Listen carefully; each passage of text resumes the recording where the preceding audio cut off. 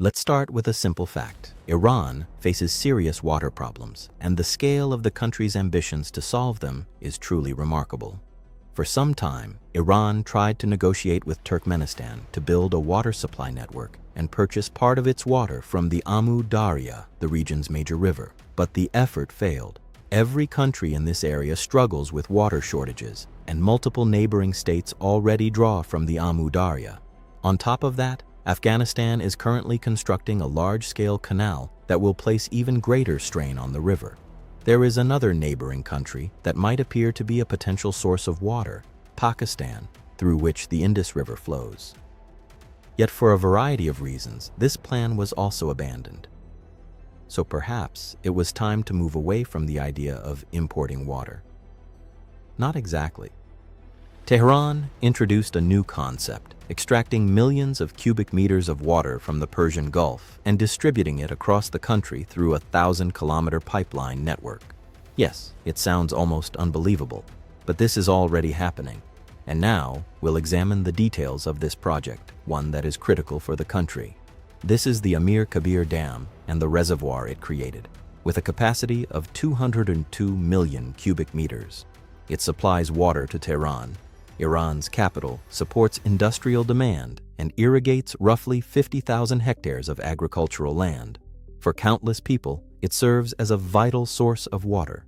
But here is a photograph from 2024, one that would alarm anyone living in an arid climate. The reservoir is no longer replenishing fast enough. That alone is a serious problem. Yet there is something even more concerning. The area around the dam in Tehran is not the driest region of Iran. The country contains far more precipitation-challenged zones, particularly in the central, southern, and southeastern regions. In some of these areas, annual rainfall ranges from 0 to just 250 millimeters, practically nothing to sustain meaningful activity. So perhaps groundwater could be the solution. This is what many parts of Iran now look like, where groundwater extraction is taking place. What you are seeing is a real sinkhole. Parts of Tehran itself may soon face similar risks. The city is currently subsiding at a rate of roughly 25 centimeters per year. The process is uneven, so there will be no single massive crater. But a capital city partially sinking into the ground is, to put it mildly, hardly reassuring. Why is this happening? Sinkholes form when too much groundwater is removed. As water levels decline and nothing replaces them, underground cavities develop, and eventually the surface collapses. In short, in its attempt to secure water from any available source, the country is steadily depleting its groundwater reserves. Iran's Ministry of Energy estimates that the nation loses around 5 billion cubic meters of groundwater annually due to over-extraction. Over the past 5 decades, Iran has depleted approximately 70% of its underground water reserves. In 2018 alone, the country pumped 96 billion cubic meters of groundwater. While this represented about 51% of available renewable resources, it still far exceeded sustainable withdrawal levels. The situation is further aggravated by climate change, which is causing droughts to occur more frequently. The severity of the problem is clearly illustrated on this map. The more intense the color, the greater the water stress in that region. The overwhelming majority of Iran is experiencing a large-scale water crisis. What is particularly striking is that none of this has slowed population growth. In 1960, Iran's population was just over 21 million people. By 2025, it has risen to around 90 million, more than a fourfold increase. The implications are obvious. Population growth in a country already facing severe water shortages places immense pressure on resources. More people require drinking water. More industry and agriculture are needed to support the population, and all of this further intensifies demand. According to the World Resources Institute, Iran ranks among the most water-stressed countries in the world. Each year, between 80% and 100% of its renewable water resources are withdrawn, meaning virtually everything available is consumed by agriculture, industry, and domestic use. This leaves very little buffer for periods of drought or fluctuations in rainfall. It is a difficult situation, one the Iranian government has, of course, been forced to confront. The first conclusion was straightforward. The country needed dams. By the middle of the previous decade, Iran had built more than 640 dams, of which 523 are classified as large-scale structures. Yes, water is being stored. The combined capacity of reservoirs across the country now exceeds 50 billion cubic meters. In theory, this created a vast supply of water for irrigation, industry, and agriculture. But there was an unintended consequence. River flows began to decline, leading to the drying of several lakes. One striking example is Lake Urmia. This is an image from 1984, when the lake's surface area measured roughly 6,000 square kilometers, and this is 2023. Once the sixth largest saltwater lake on Earth, it has now shrunk to less than 10% of its original size. One might argue that the lake was saline to begin with, not a source of drinking water. True, but at this rate it risks turning into a vast salt flat, which would only intensify regional climate problems. At this point, it became clear that Iran needed another solution: new water sources for its population, industry, and agriculture. The map offers limited options, so attention shifted toward the Persian Gulf. It holds an enormous volume of water, seemingly ready to be redirected inland. Nearby lies the Gulf of Oman, another logical candidate. There is just one problem: neither source provides usable fresh water. Salinity levels are extremely high. The Persian Gulf, for example, has an average salinity of around 40-41 grams of salt per kilogram of water. The Gulf of Oman shows similar conditions. For comparison, the average salinity of the world's oceans is about 35 grams per kilogram. Saltwater is typically viewed as a challenge, but not necessarily in Iran's case. All the country had to do was look across the Gulf and observe Saudi Arabia, which has long relied on large-scale desalination to supply fresh water. The strategy was clear: extract seawater, desalinate it, and transport it inland through an artificial distribution network. The first major route begins at the Strait of Hormuz, where the Persian Gulf meets the Gulf of Oman. Water is withdrawn, desalinated, and then transported via pipeline through Hormozgan province toward Kerman and Yazd. The total length of this system is 826 kilometers, with an annual production capacity of 180 million cubic meters of desalinated water. Of this volume, 50 million cubic meters remain in Hormozgan province, where the water is distributed for general use. The remaining 130 million cubic meters sent to Kerman and Yazd are allocated exclusively to industrial consumption. The reason is simple. These provinces host three major industrial complexes: Golgahar, Sarcheshme Copper, and Chadormalu. Their importance to the national economy is difficult to overstate. Sarcheshme Copper alone operates multiple smelting facilities and one of the largest copper mines in the world. Such operations require vast amounts of water. Continuing to divert fresh water from households or agriculture would carry serious risks. If shortages worsen, social instability becomes a real possibility. In this context, reducing pressure on existing freshwater sources and redirecting desalinated water from the Gulf toward industrial use becomes the most practical solution. This segment of the massive network is already operational, and its benefits are being fully realized.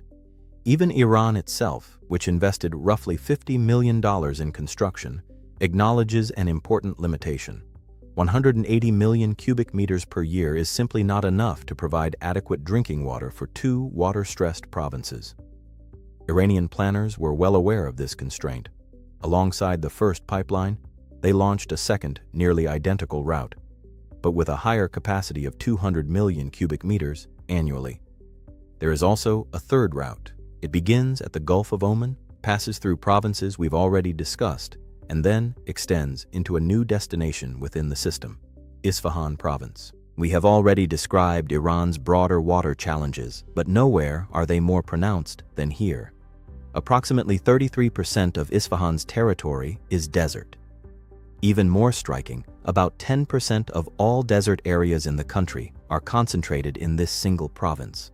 Water scarcity here is not an occasional issue. It is a defining condition. A pipeline delivering desalinated water to Isfahan is therefore not just logical, but essential.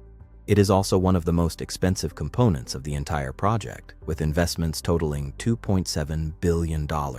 Yet the costs are largely justified.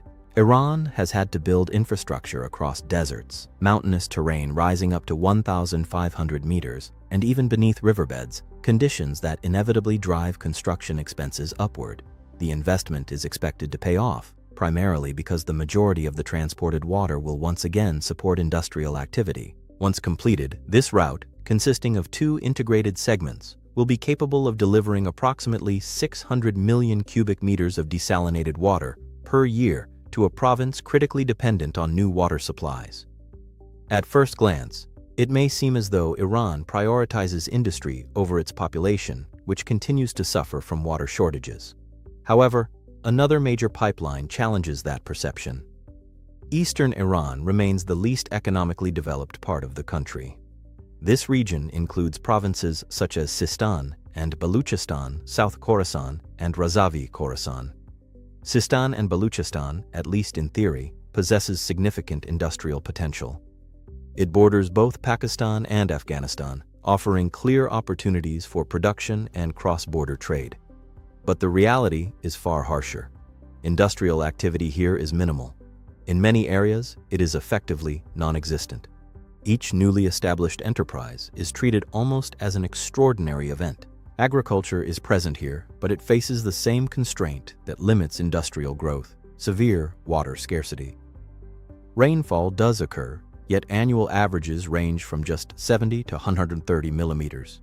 Worse still, precipitation sometimes arrives in sudden torrential bursts, bringing destruction rather than sustainable supply. Could this rainfall be captured and stored? Unlikely.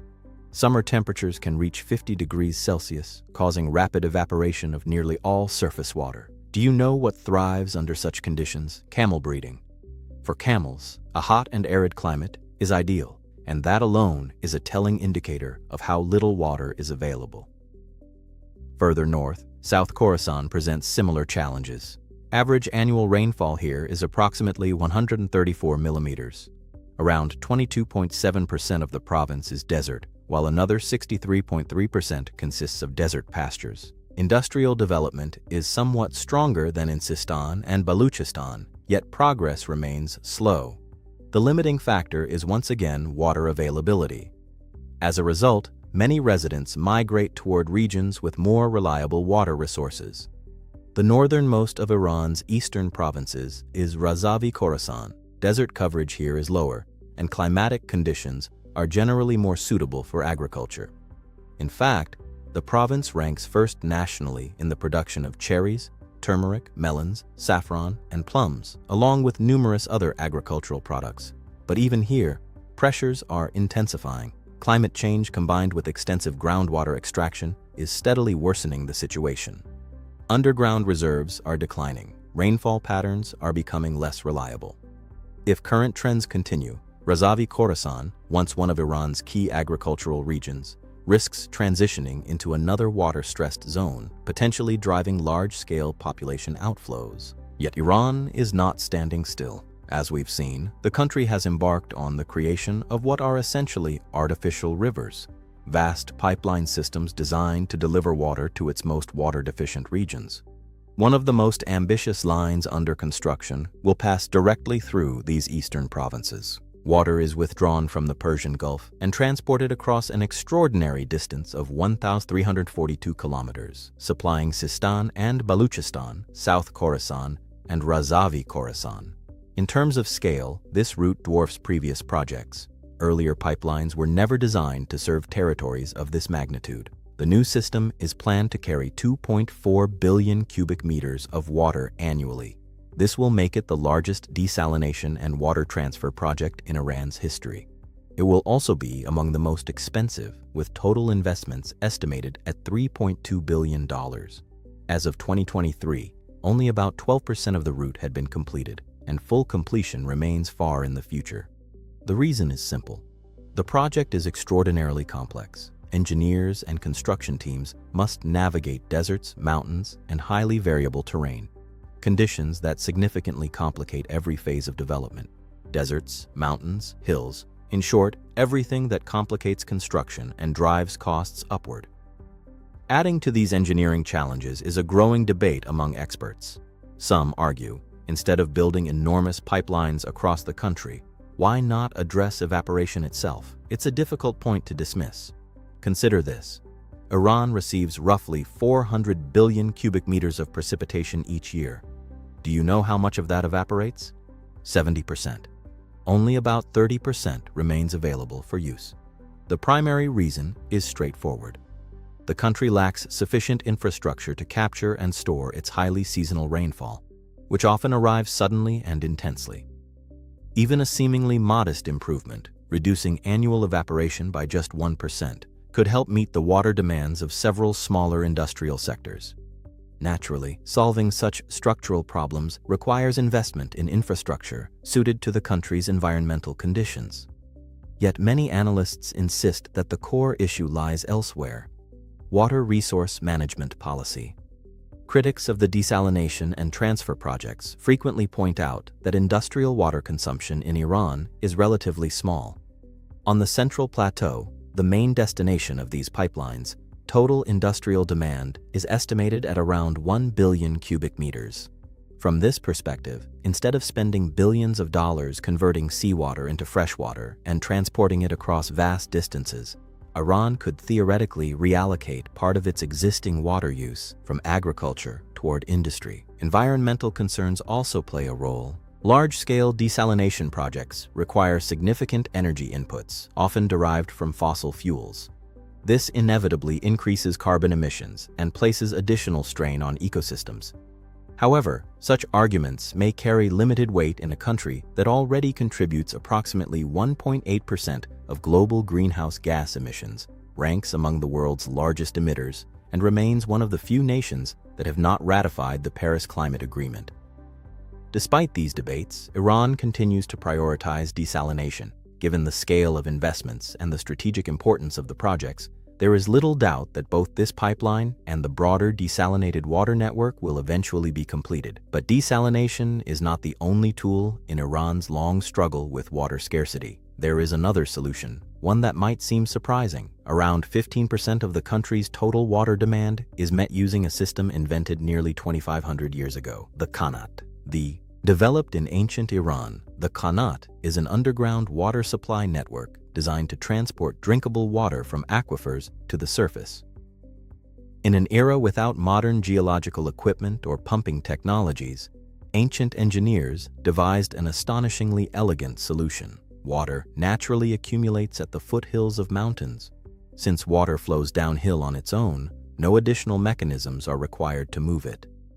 Ancient engineers recognized this simple principle and designed a system that allowed water from elevated aquifers to travel by gravity to the locations where it was needed. This is how the Qanat system emerged. A Qanat consists of a series of vertical shafts, similar to wells, connected by a gently sloping underground tunnel. Water flows through this tunnel without pumps, without engines, without external energy. Gravity does all the work. At first glance, one might question the practicality of such an ancient system in Iran's harsh environment. These structures are old, complex, and far more difficult to construct than simply laying pipes and installing pumps. Yet, Qanats remain remarkably effective. The reason is crucial. The entire water channel lies underground. Because of this, the water is protected from evaporation in any climate, even under Iran's extreme heat. This is no coincidence. The technology was born precisely in regions where evaporation posed a constant threat. Contamination risks are also reduced. Water flowing beneath the surface is inherently harder to pollute, simply because it is less accessible. Beyond that, Qanats demonstrate resilience against floods, earthquakes, and even modern threats such as industrial disasters or wartime destruction. Underground infrastructure is, by nature, shielded from many external disruptions. And this is a yakhchal, put simply, an ancient refrigerator. More precisely, it is a sophisticated cooling structure that allowed Persians to store ice during the summer, even in desert conditions. But what does this have to do with water transport systems? The connection is surprisingly elegant. Ice was stored inside a chamber insulated by extremely thick walls designed to retain cold. Beneath the structure, the yakhchal was linked to a Qanat. Cool underground air flowed upward, circulating around the stored ice. warm air was expelled through a ventilation system. The result? Frozen resources could be preserved for extended periods, even in environments of intense heat. In other words, ancient engineering offered not just water supply solutions, but climate adaptation technologies. Of course, traditional methods alone cannot resolve Iran's modern water crisis. Large-scale desalination and advanced infrastructure remain essential. Only a comprehensive, multi-layered strategy can address a challenge of this magnitude.